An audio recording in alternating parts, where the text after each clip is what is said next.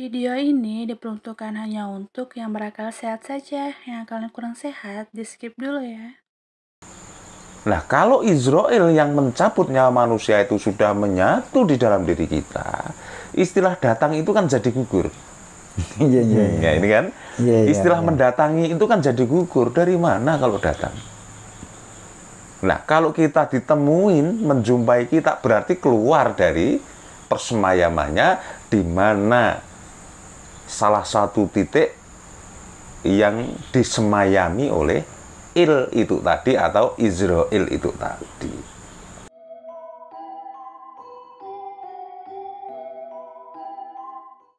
Niki mau lanjutin perbincangan yang terdahulu. Kalau yang kemarin mengenai masalah roh-roh yang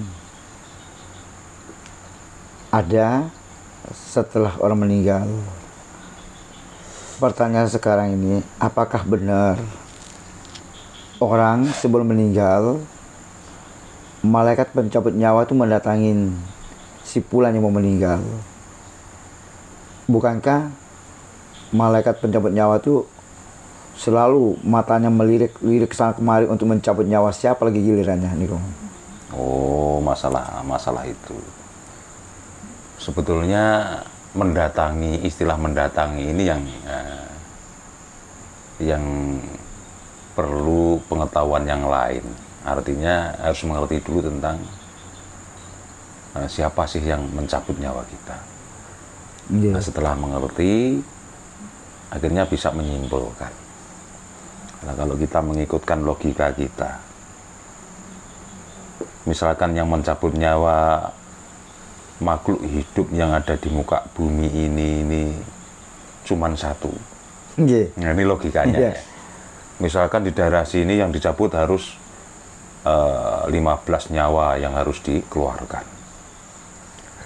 Kemudian di Amerika sana ada 10 nyawa juga dalam detik, waktu, dan hari yang sama. Atau di Afrika, atau di Cina, atau dimanapun. Dalam satu waktu. Kalau kita berpikir logika kita, kan itu kan nggak mungkin. Iya, betul. Bisa dilaksanakan dengan serentak atau secara bersama-sama. Nah, di sini ada kaitannya dengan yang namanya moho, maha yang dimiliki oleh Allah Ta'ala. Jadi pengertian dasarnya itu harus tahu terlebih dahulu. Nah, kalau di Asmaul Husna itu kan ada al dan al.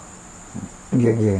Misal Al-Rahman, Al-Rahim. Nah, ini kan karena ada idgham, jadi lamnya melebur ke ro, jadi awalnya Al-Rahman jadi Ar-Rahman. Ya. Nah, kemudian ada suku kata juga yang sama artinya dengan al, itu adalah il atau l. Makanya il atau l ini dipakai nama-nama malaikat yang wajib diketahui oleh penganut Islam. Makanya ada Israel, Mikael. Nah, misteri tentang il ini loh sebetulnya yang harus kita tahu terlebih dahulu. Jadi yang namanya Israel itu yang mencabut nyawa makhluk hidup termasuk manusia. Maka harus mengerti dulu apa yang dimaksud Israel itu tadi. Yeah. Begitulah sebetulnya. Jadi kalau kita mengerti tentang il yang terkandung di dalam nama Israel pencabut nyawa yang dimiliki manusia, ternyata il itu sama dengan al itu sama dengan zat atau dewa, atau kalau diterjemahkan di dalam bahasa Indonesia atau bahasa Jawa itu jadinya maha atau moho. Lah maha atau moho itu kan menyatu di dalam hidup manusia. Nah, yang menjabut nyawa kita itu namanya Israel.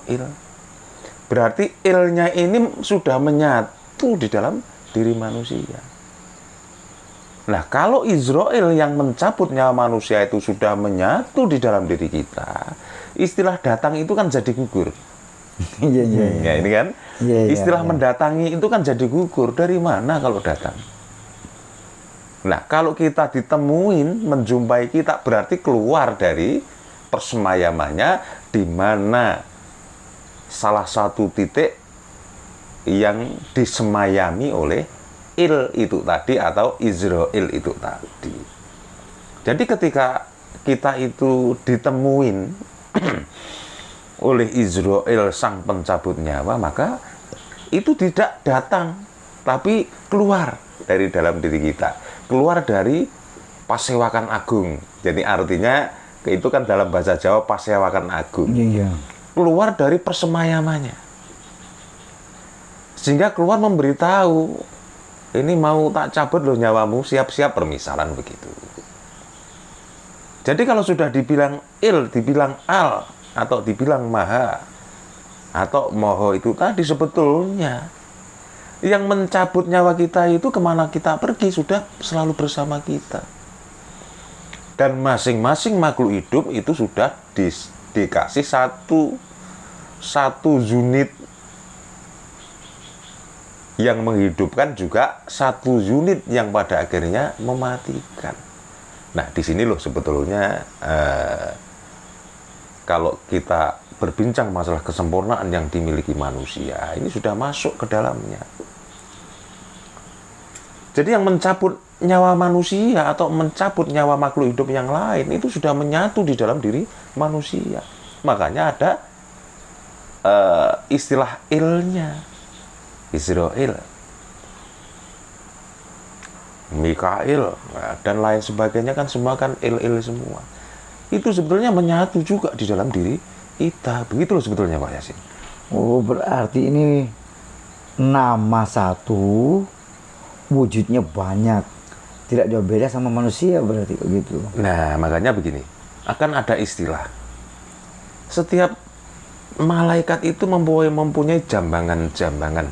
Dan di jambangan-jambangan itu malaikat itu sendiri. Artinya jambangan ini setiap makhluk hidup itu ada satu. Setiap makhluk hidup ya satu. Satu ya. Tapi di dalam kendali satu.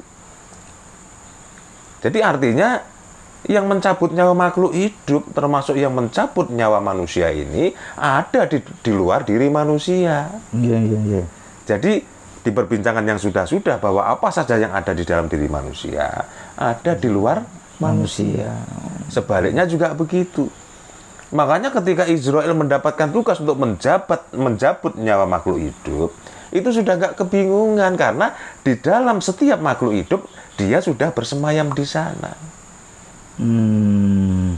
Berarti ya seperti tadi, berarti secara tidak langsung gugur.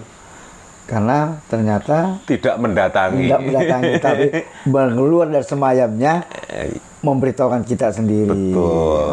Nah, makanya kan akhirnya kan jenengan kan bisa menggarisbawahi, oh ternyata tidak mendatangi tapi keluar. Keluar dari semayamnya, nggak ada di arah tubuh Yang kita. menyatunya Izrail, nah ini il lagi, itu di dalam diri manusia di mana sih? Ya. Karena itu karena itu menyatu di dalam hidup manusia. Ini khususnya kita manusia, membincangkan manusia kan. Menyatunya Izrail yang tukang menjabut nyawa manusia itu sebetulnya di tengkuk kita ini loh Mas. Di tengkuk ini nih, Izrail bersemayam di sini. Nah, oleh karena itulah ketika kita dalam posisi yang berbahaya, atau dalam posisi di tempat-tempat yang angker misalnya, tanpa kita sadari Izrail kita ini sudah bangun terlebih dahulu, makanya terus merinding. Nah, itu artinya sebetulnya itu mengingatkan jasadnya ini loh, ini ada sesuatu yang berbahaya.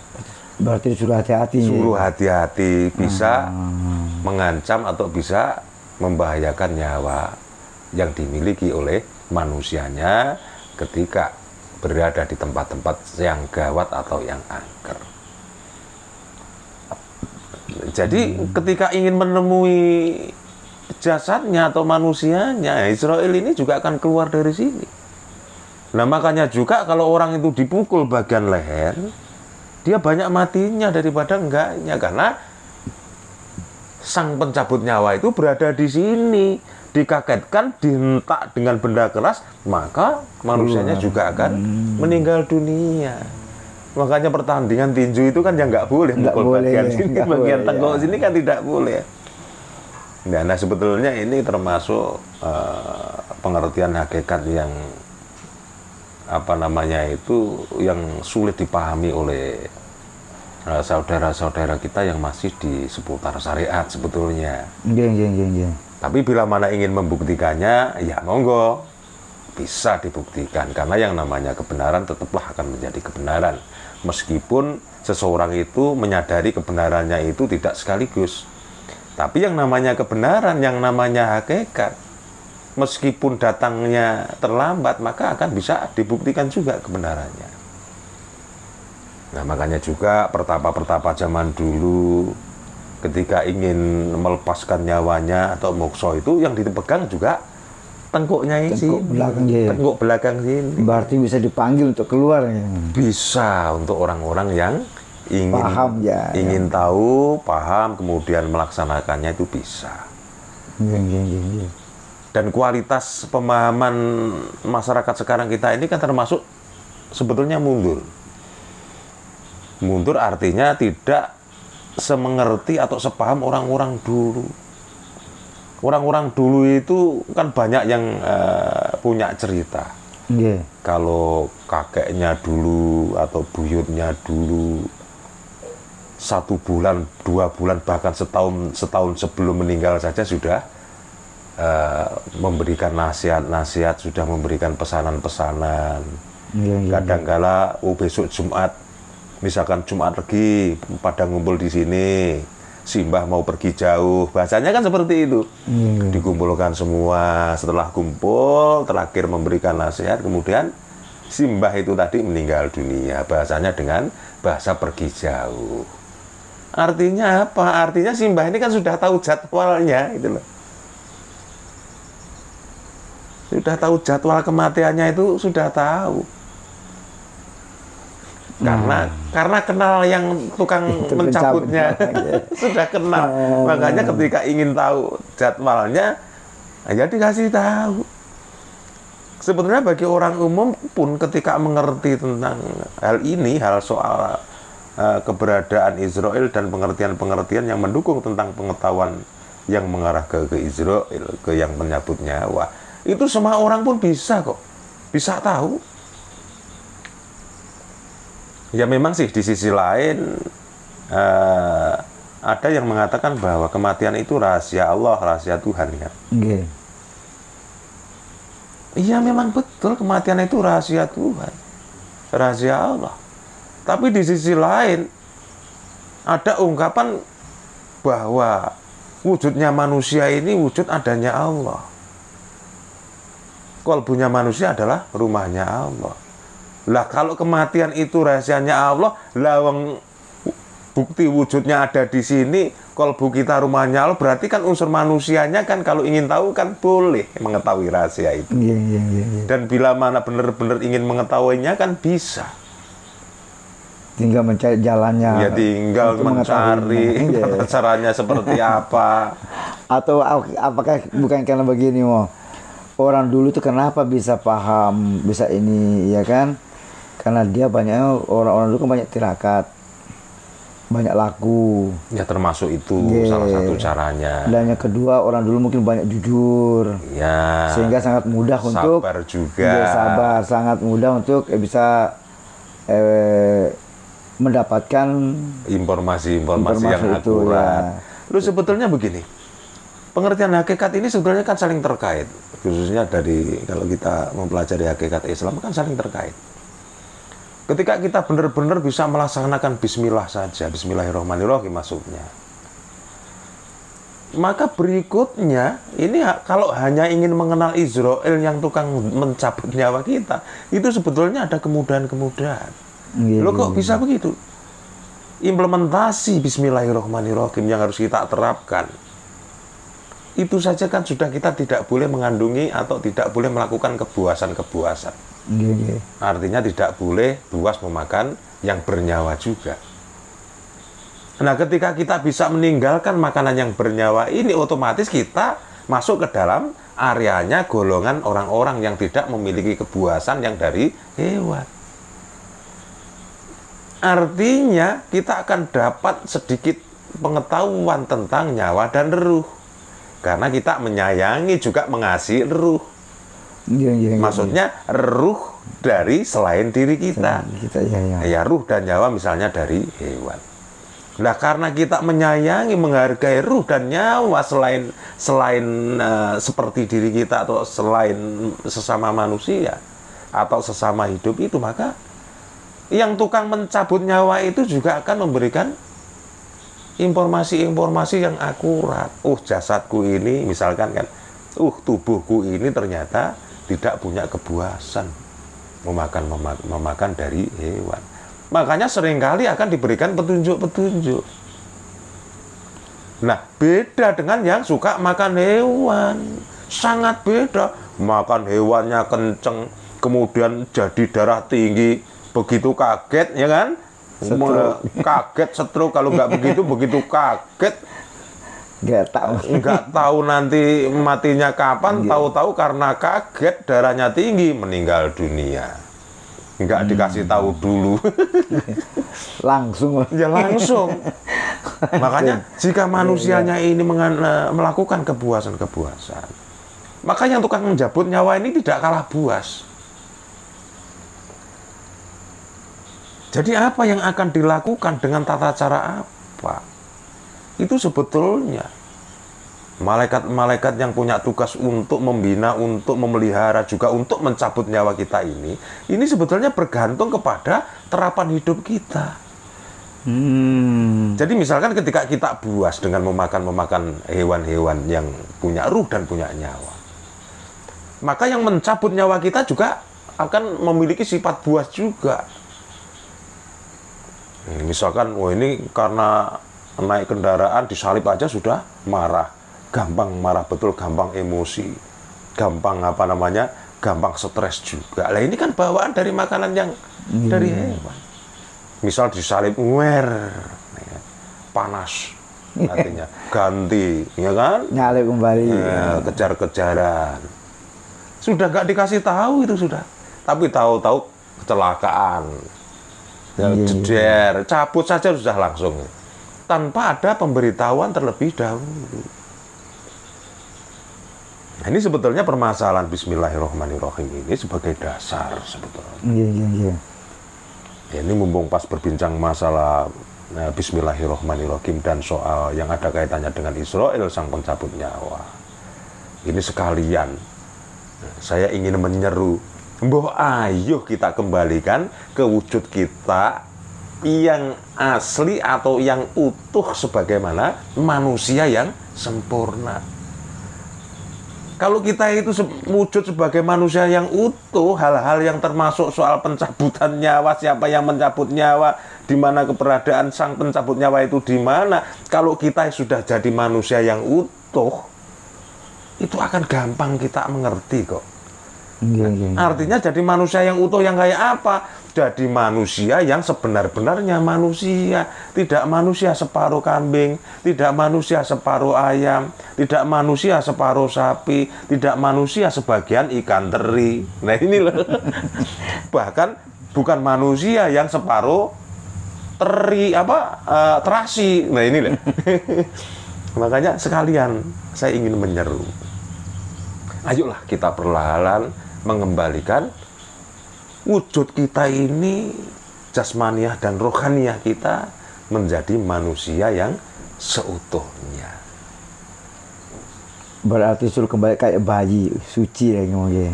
Ya, seharusnya memang seperti itu. Ya mungkin apa yang saya sampaikan ini banyak yang tidak setuju. Khususnya yang tidak setuju itu yang masih keberatan meninggalkan makanan yang enak-enak.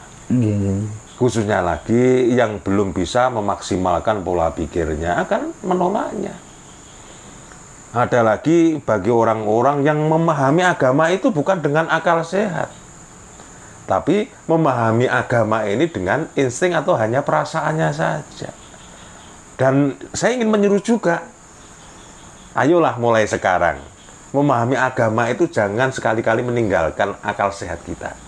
Sehingga kalau akal sehat kita pakai di dalam memahami tuntunan, aturan, dan undang-undang yang ada di dalam agama, kita benar-benar paham. Karena kepahaman yang akan kita dapatkan ini kemudian kita akan bisa melaksanakannya dengan baik. Slogannya apa sih sebetulnya? Memahami atau belajar agama itu jika dengan akal sehat akan sangat bermanfaat. Jadi seperti itu. Jadi istilahnya masalah bagaimana sih sebenarnya ketika meninggal dunia didatangi apa tidak, ini akan mengerti sendiri atau menemukan sendiri pemahaman tentang Israel itu, Pak Yasin. Nah, nah, oleh karena sesuatu hal kadangkala karena mungkin masing-masing manusia itu karena yang menguat perasaan dan instingnya di dalam memahami atau di dalam melaksanakan agama, maka yang tidak sependapat dengan dia atau seseorang yang masih seperti itu, seseorang yang masih memakai perasaan dan instingnya saja, tidak memakai akal sehatnya, maka yang tidak sesuai atau orang lain yang tidak sependapat dengan dirinya dimusuhin, makanya dimusuhin, makanya disesat-sesatkan, makanya disirik-sirikan, bid'ah-bid'ahkan, bahkan sampai dikafir-kafirkan. Nah, di sini makanya kita mudah-mudahan tidak tergolong orang-orang seperti itu. Amin. Ya, marilah kita memahami agama itu dengan segenap akal sehat kita, dengan jiwa raga kita yang sehat juga. Sehingga kita tidak terjebak di dalam pemahaman yang hanya memakai perasaan atau instingnya saja. Iya. Masih ada yang ditanyakan yang mengenai tentang soal Israel itu tadi, monggo kalau masih ada. Ya, alhamdulillah dengan adanya penjabaran ini bisa sedikit saya pahamin. Iya, mau gampang kok. Israel itu kan jabut nyamain di sini, tengok sini. Iya, lain kali memohon sholat hajat kalau ingin ketemu. Ya Allah, saya kepingin ketemu kayak apa sih yang tukang menjabut atau yang akan melepaskan nyawa saya dari raga saya ini loh, sebetulnya kayak apa wujudnya, nanti kan tahu. Kayak tahu apa kayak tempe. Jadi tidak hanya percaya buta, atau buktikan.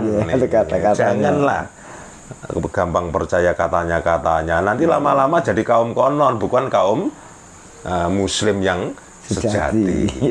Ya, mudah-mudahan obrolan kita ini bermanfaat khususnya bagi kita berdua yang ada di sini, dan mudah-mudahan juga bermanfaat bagi orang lain yang kebetulan ikut menyimak, ikut menyaksikan dan ikut mendengarkan apa yang kita obrolkan ini tadi. Tidak ada niat yang tidak baik, mudah-mudahan bermanfaat bagi semua orang. Amin.